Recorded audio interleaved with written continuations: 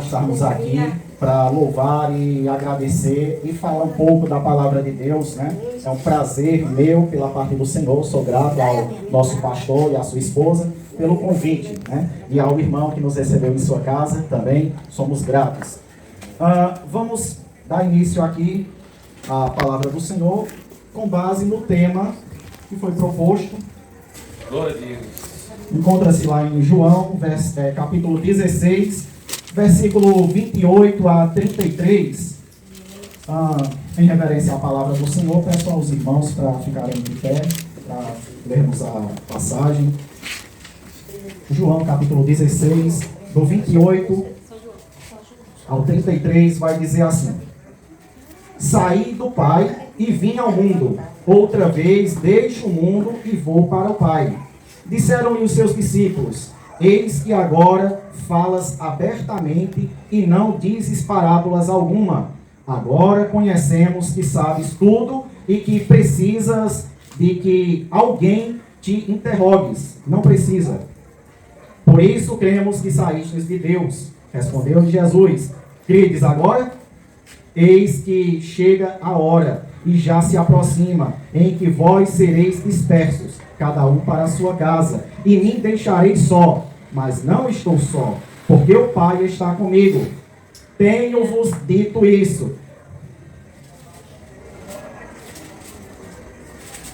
Tenho-vos dito isso, para que em mim tenhais paz. No mundo tereis aflições, mas tende bom ânimo, porque eu venci o mundo. Glória seja dada ao nome do Senhor.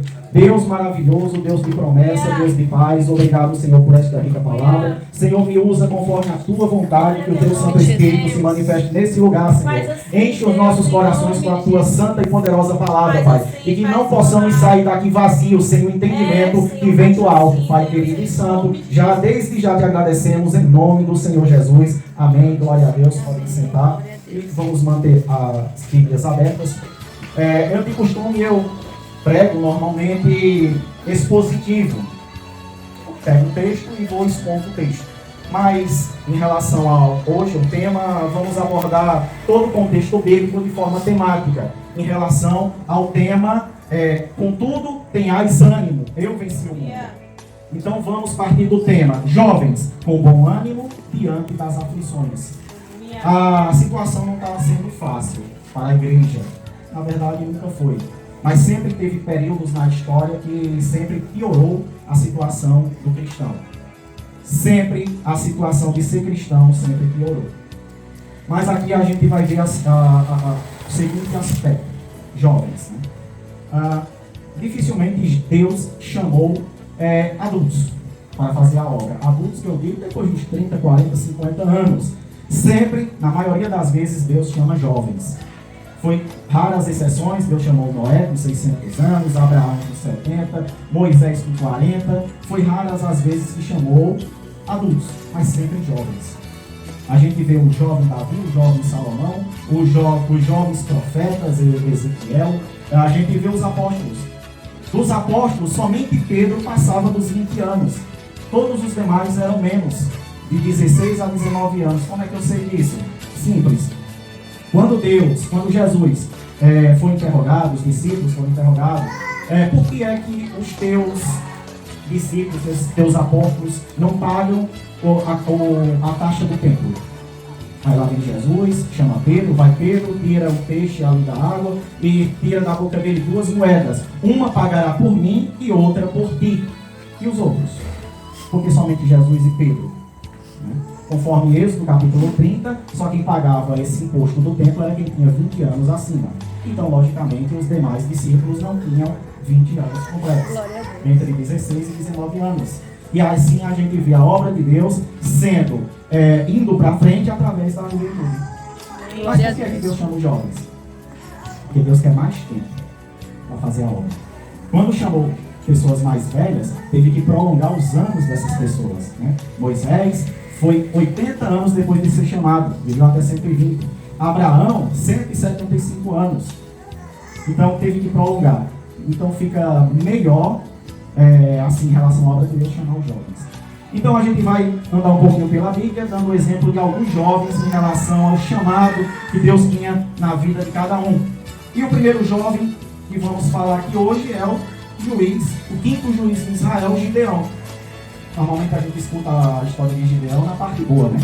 Em 300, lutou, venceu, glória a Deus. Mas como foi que chegou até ali?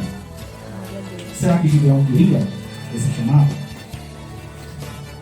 Então, lá em Juízes, no capítulo 6, a gente vê Gideão, a gente vê o povo de Israel totalmente longe dos propósitos de Deus. Sempre que o povo estava de bem, se desviava de Deus. Começava a adorar Baal, começava a adorar Astarote, começava a construir os postes ídolos, começava a fazer imagens, começava a se distanciar mais e mais do Senhor. Então, o versículo 1 do capítulo 6 diz: os filhos de Israel que faziam o que parecia mal aos olhos do Senhor. A situação estava totalmente degradada, totalmente longe dos propósitos de Deus, né? E a gente vê essa situação se propagar também nos nossos dias. Hoje vemos jovens dentro da igreja longe dos propósitos de Deus. Não precisa estar no mundo para estar longe de Deus, não. Muitos estão dentro da igreja e totalmente longe dos propósitos de Deus. Tem uma passagem, quem aqui conhece Eutico, lá em Atos capítulo 20, o que foi que aconteceu com ele? Quando Paulo estava presente, né? Caiu da janela. O que ele estava fazendo naquela janela? Todo mundo sentado, igual vocês estão aí, no chão e tal. O que é que ele foi fazer na janela? O que é que ele foi fazer naquela janela, né? Então, a seguinte situação é, a Bíblia mostra que tinha muitas luzes. E ele lá na janela, uma hora olhava para dentro, uma hora olhava para fora, estava se atraindo pelo que estava lá fora, não estava prestando muita atenção no que estava dentro. E a gente viu o que acontece, né? Tudo por causa da janela. Como se diz janela em inglês? Windows. Foi o que Bill Gates fez. Uma janela que conectava a nós, a nossa casa, ao mundo. Fez uma janela, fez o Windows. E a partir de computadores, celulares hoje e tudo, temos essa janela no nosso bolso. E muitas vezes nos distancia do que está acontecendo na igreja, do que está acontecendo ali ao seu redor. Muitas vezes essa janela fica nos influenciando a fazer o que é errado, a concordar com o que é errado. Aquela janela fica nos propondo situações de estar longe de Deus. E o que aconteceu com o Eutico foi um momento de sonolência. E vemos muitos jovens com a sonolência espiritual. Não está mais sentindo a presença de Deus. Não está mais ouvindo a presença de Deus. E foi isso que aconteceu no tempo de Gideão, né? Quando a gente vê lá com Gideão, no versículo 10, mostra: não destes ouvido à minha voz. As pessoas não estavam ouvindo mais a voz de Deus. Estavam totalmente insensíveis à voz de Deus. Eu fui no culto hoje, mas não prestou não. Eu não ouvi nada, não senti nada. Será que a palavra não prestou não? Ou a pessoa estava em alguma janela mental, pensando nas contas, pensando na esposa em casa, pensando em algum problema no filho, pensando no marido, pensando em alguma coisa, e estava distanciando ali naquele momento, na prova que ia fazer na faculdade, na escola. Às vezes a janela deve estar também na nossa mente, que nos faz olhar para fora ao invés de olhar o que está acontecendo, né? Então, o que aconteceu com o Eutico foi que ele caiu. Mas é interessante, no momento da queda nunca cai para dentro, cai para fora, né? E ele caiu para fora e morreu. Muitos morrendo espiritualmente. E esse é o momento da gente se voltar mais para Deus, para não acontecer o que aconteceu com Israel, totalmente longe dos propósitos de Deus, né? No versículo 4 vai dizer aí de Juízes 6, em relação ao que estava acontecendo naquele tempo. O versículo 4 diz que os midianitas vieram para destruir tudo. Quem não sabe quem são os midianitas?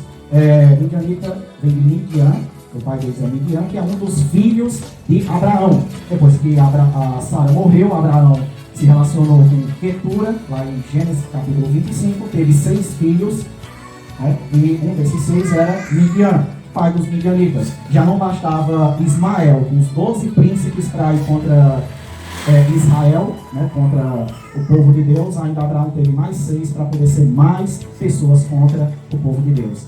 Mas é interessante, Israel bem grudinho, enquanto todo esse povo grande e numeroso, mas sempre foi vitorioso. No momento que botava Deus no negócio, a vitória acontecia. O segredo é só esse. Deus, ele tem que estar no negócio. Glória a Deus. Não importa quem está do lado de lá. O importante é quem está comigo. O importante é quem está com a igreja. O importante é quem está com vocês. Isso é o que importa.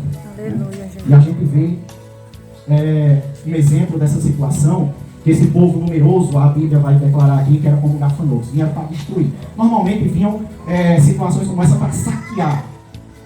Mas a intenção era destruir, era para não deixar nada, não é para levar nada. A intenção de Deus aqui é: vou entregar vocês nas mãos dos midianitas, vão destruir. Vocês vão ver o que está acontecendo. Né? Então tem que colocar Deus no negócio. Deus tem que ser prioridade. Olha a história de Davi. 1 Samuel, capítulo 17. Lá está os homens de guerra, todos de Israel, olhando lá para o gigante. Quem é que vai enfrentar esse gigante? Quem é que vai enfrentar esse gigante? O gigante tem homem aqui não para enfrentar, não? Aí eu fico imaginando a situação. Vai, Davi. Pai de Davi lá, Jessé. Vai, Davi, olha como é que está a situação lá e me conta o que está acontecendo. Leva alguma coisa aí para o pessoal comer ali, tá?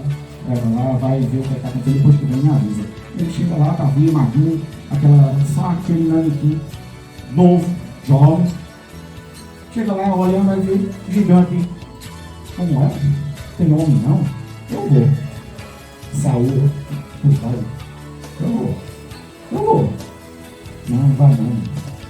Não teve homem nenhum que fosse aqui, tu vai, eu vou. Tá bom, você quer ir? Bota a minha armadura. Davi botou a armadura ficou totalmente folgada ali, balançando. Não, esse negócio tá pesando, vai me atrapalhar. Quero isso não. Eu só vou usar o que eu tenho aqui. Tá bom, foi. Pegou lá a funda, a baladeira dele, uma funda. Pegou 5 pedrinhas. Por que ele pegou 5 pedras? Se errar, tinha outra. Ele foi já pensando em errar. Se fosse assim, ele teria nem que ser doido que queria ir, né? Não. A Bíblia vai contar que Golias era filho de Rafa. Vai ter esse lá em Crônicas, Samuel. E esse Rafa tinha mais 4 filhos ali em Golias. Rafa era conhecido como o pai dos gigantes. Então, além de Golias, tinha mais 4. Além de Golias, tinha mais 4. Davi pegou 5 pedras. O que foi que Davi estava dizendo aí? Eu não vou errar em nenhuma. Aleluia. Um para cada um, eu não vou errar nenhuma. Tu vem com espada, tu vem com escudo, tu vem com lança. Eu vou com algo mais poderoso. Eu vou em nome do Senhor. Ei, tu já está perdido. Golias, tu já está perdido. Já se despediu da tua mãe? Já está perdido. Já era. Golias rindo. Os outros lá tudo rindo. E Davi foi. E eu fico imaginando a cena de Davi indo.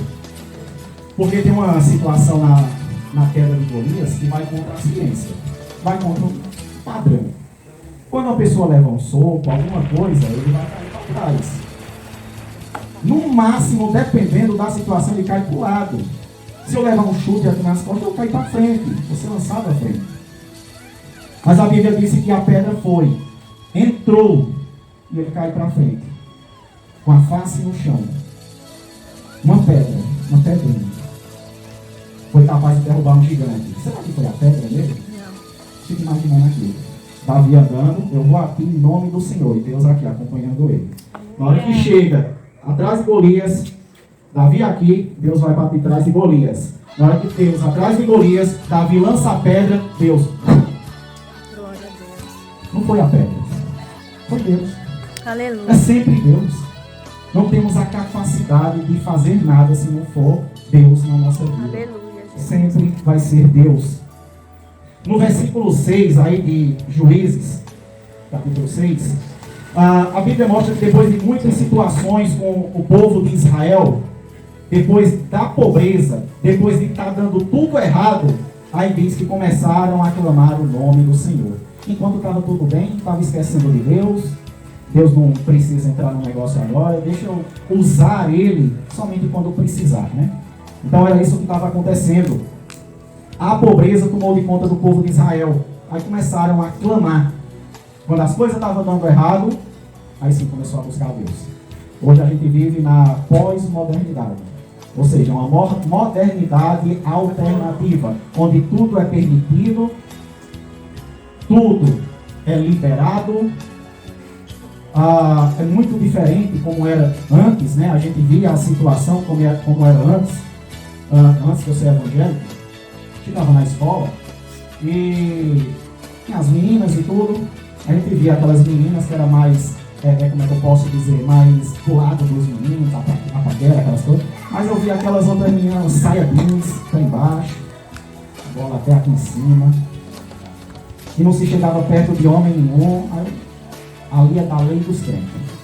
Como chamava antigamente, ali é da lei dos crentes. Se envolvia com nada, chegasse perto dela, sobre Jesus.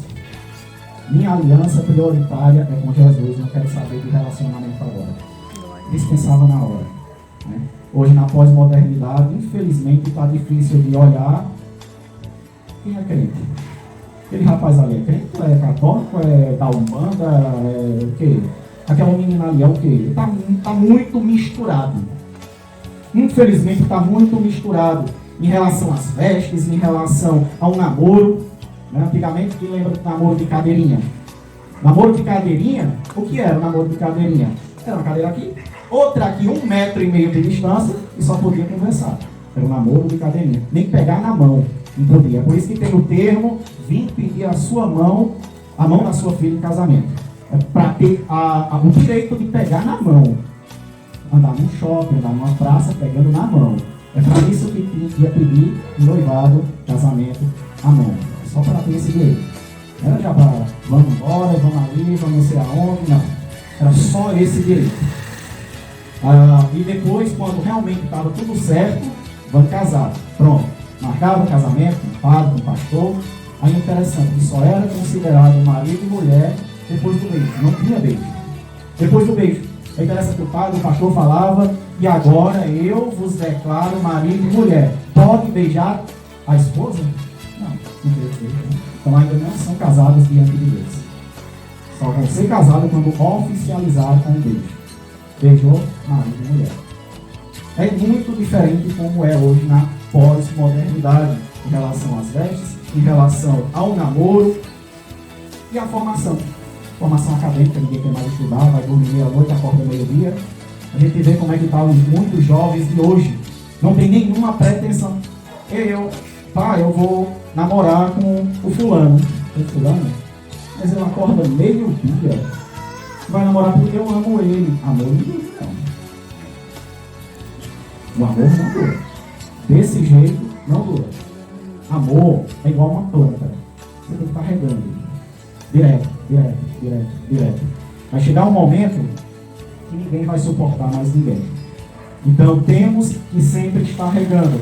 E o namoro cristão, o casamento cristão, né, falando para os jovens aqui, recém-casados, é a 3. Se não for a 3, dá errado. É eu, minha esposa e Deus. Se Deus não tiver, vai dar sempre errado. Deus tem que estar no negócio. Né? Então não espere buscar Deus quando tudo está dando errado.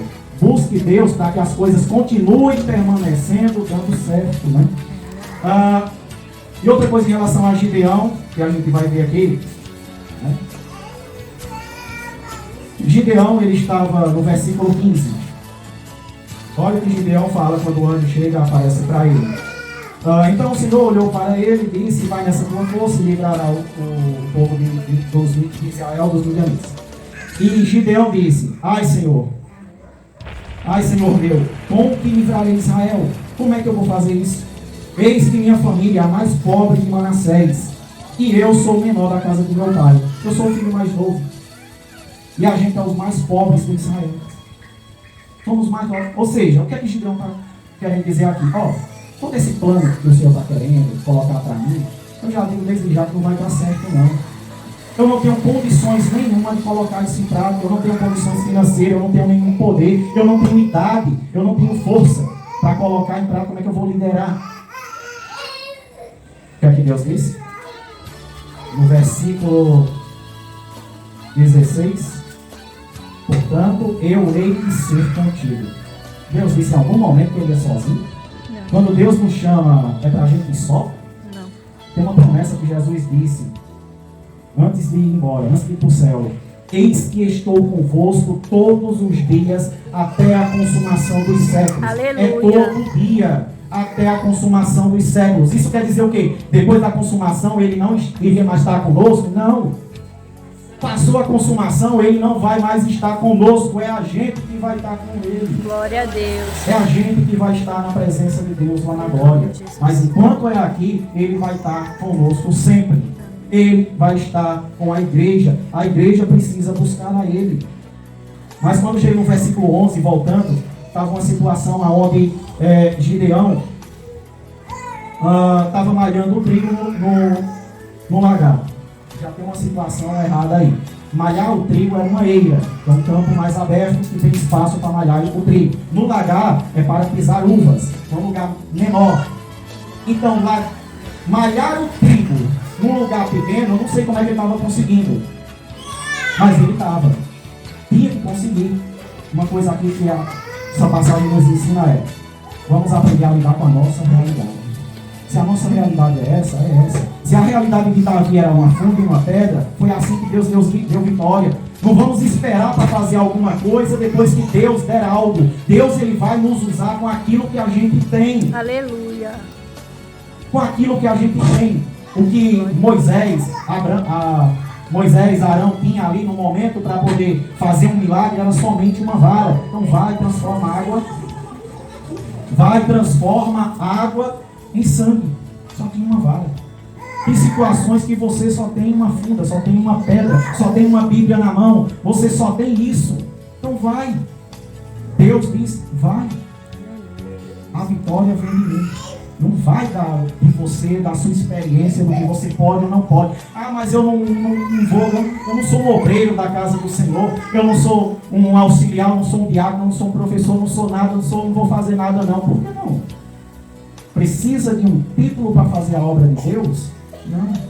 Vai. Aquele que capacita é aquele que está comigo. Não deixe de fazer a obra do Senhor porque não tem um instrumento que você quer.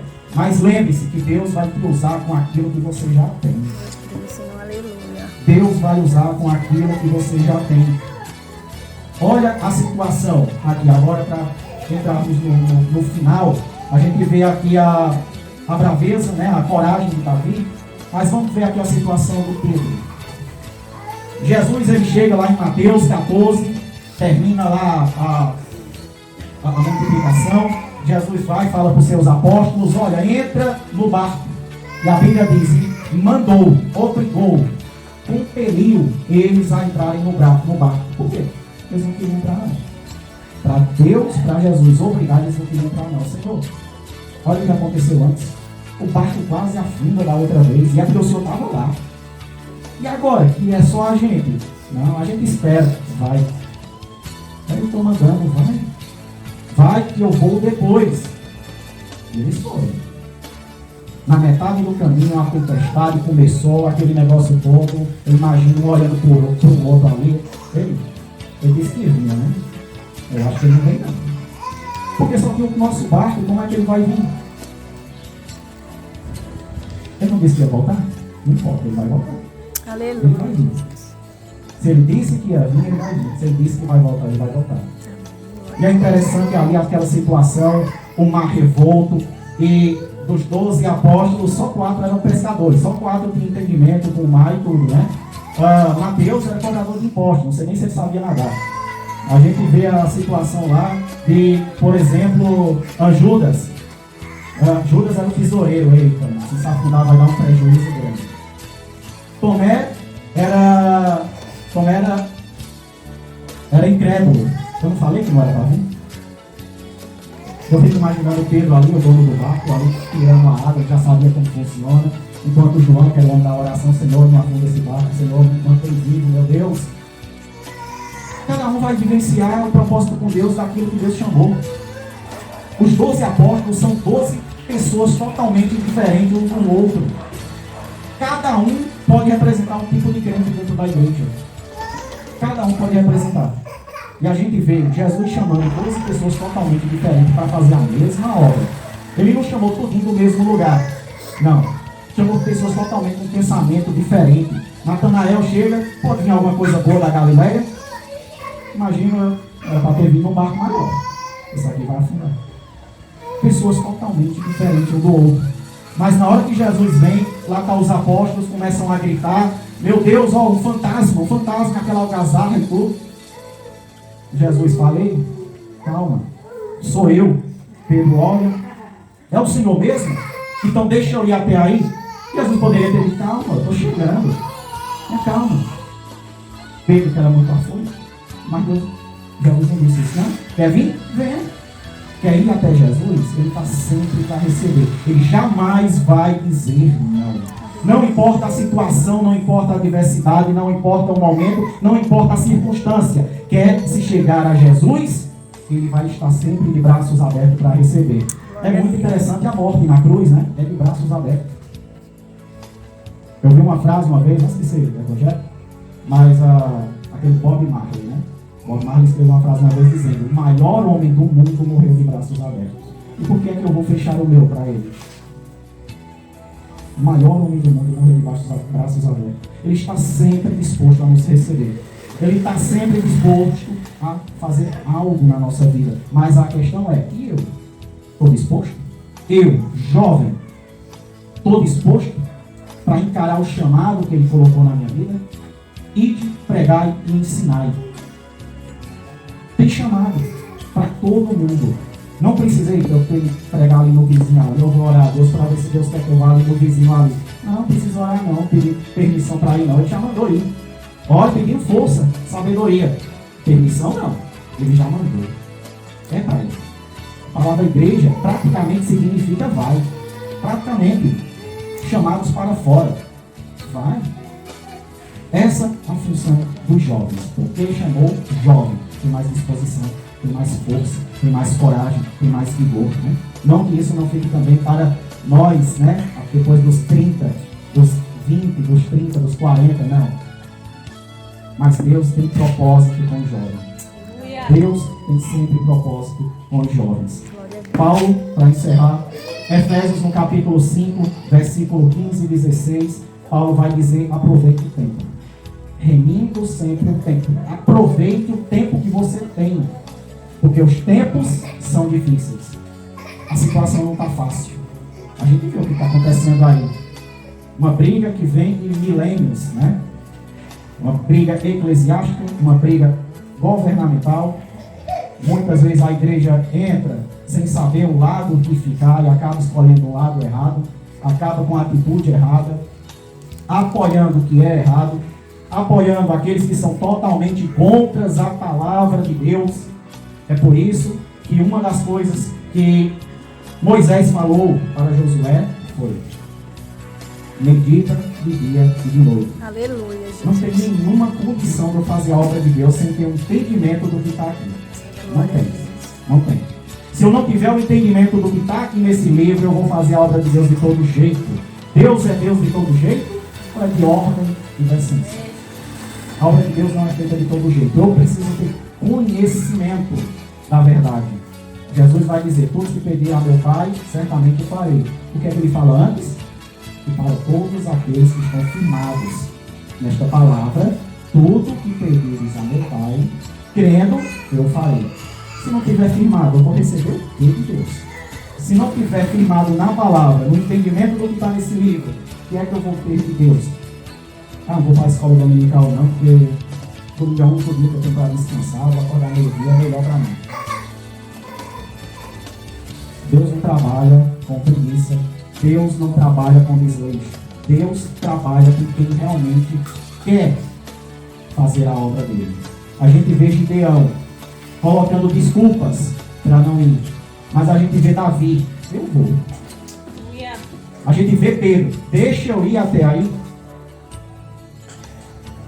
A gente vê Paulo sendo chamado, tanto de pessoa que se converteu a partir dos ensinamentos de Paulo.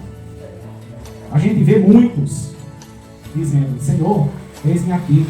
Daniel foi para a Babilônia e não se submeteu a consumir da mesa do rei. Os 3 jovens, Misael, Ananias, Azarias, olhou todo mundo se dobrando diante da estátua. Um olhou para o outro e disse: eu não vou não, vai. Também vou não. Pronto. Então, nós três ficamos aqui em pé. Pronto. Todo mundo se dobra e a gente fica aqui em pé. Olhou isso? Nabucodonosor. Tem 3 ali que não está querendo se dobrar, não. Eu me dobrei, ó. Eu não vou estar assim. Mas eles ali, tá. Eu vou tocar de novo para poder se dobrar. Dobrou não? Vai para a fornalha. Tem situações que muitas vezes a gente não vai gostar do resultado. Mas lembre-se, há sempre um quarto homem na fornalha. Aleluia, Jesus. Há sempre um quarto homem que vai nos ajudar. Glória a Há Deus. sempre um quarto homem que vai nos dar a vitória. A vitória pode não ser aqui na terra, mas é garantida no céu. Aleluia. No mundo tereis aflições, mas tende bom ânimo. Bom ânimo. Vai para frente. Não para.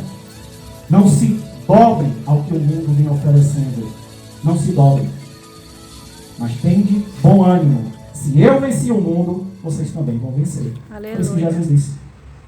Tende bom ânimo, porque eu venci o mundo. Se o mundo vos odeia, é porque vós não sois do mundo. Se vós fossem do mundo, o mundo amaria, porque o mundo ama o que é seu. Mas vós não sois do mundo. É por isso que o mundo vos odeia. E o mundo vai continuar nos odiando. E se o mundo está amando um crente, é porque o crente está no caminho do mundo. Essa é a proporção. Sempre o mundo odiou Israel. Sempre o mundo odiou a igreja. Por quê? Porque o propósito de Deus é caminhar contra o mundo. Se eu sei que na rua São Pedro só desce, qual é o propósito de Deus? É subir. Enquanto o mundo diz que só desce, Deus está subindo na contramão do mundo. E é o mundo todo batendo de frente. Amém? Para poder entender uma situação do que é confiar em Deus, para finalizar, né? Eu gosto de finalizar normalmente uma parábola de pregador. O que significa a confiança em Deus? Certa vez um jovem foi acusado por um crime que não cometeu. Todas as circunstâncias estavam voltadas para ele. E ele, chorando e mostrando que não tinha sido ele que tinha cometido. Mas estava tudo apontando aquela situação no momento errado, na hora errada, e só tinha ele, então vai ser ele. Então, no julgamento dele, dessa cidadezinha pequena, 3 juízes estavam lá assumindo a situação, e um juiz decretou a inocência, o outro juiz decretou como culpado. Então o resultado estava para o terceiro juiz, que era totalmente corrupto, ateu. Então já viu o que ia acontecer com esse jovem. Corrupto e ateu. E o jovem sempre falando, Deus vai me livrar dessa situação. O juiz chega, tá aí falando que Deus vai te livrar dessa situação, eu quero ver o teu Deus te livrar. Eu vou fazer o seguinte, eu não vou colocar essa situação na minha responsabilidade, mas a responsabilidade vai ser tua. O juiz pegou 2 papéis, em um era para colocar condenado e no outro era para colocar absolvido. Pronto, tá aqui os 2 papéis, um condenado e outro absolvido. Você escolhe um e a responsabilidade é sua. Só que o juiz odiava a Deus, era corrupto. Ele escreveu condenado nos 2 papéis. Vem, escolhe. O rapaz foi lá na frente, orando e dizendo, Deus vai fazer algo tremendo hoje. Ele vai me livrar dessa situação.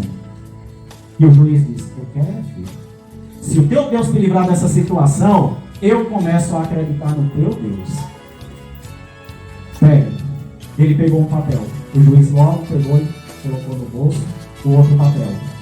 Quero ver Deus te livrar dessa situação, o jovem.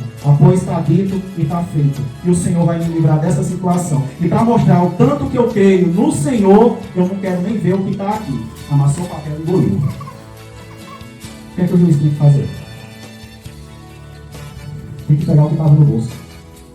E o que é que estava no bolso? Condenado. O que é, logicamente, no papel que ele engoliu? Absolvido. E Deus livrou ele. Porque usou sabedoria. E confiou no Senhor. E o juiz se calou. Tem situações que Deus não dá estratégia. Nos dá sabedoria. Não existe fundo do poço suficiente que a gente não possa subir. Deus lhe ajuda. Assim como Deus estendeu a mão para Pedro subir, no momento que ele não confiou e viu a agonia do vento, Jesus estendeu a mão e levantou. Homem de pequena fé. Amém? Que Deus abençoe a todos por esta oportunidade, que essa palavra, esse ensinamento possa ficar no nosso coração para sempre. Amém. Deus abençoe. Amém. Glória a Deus.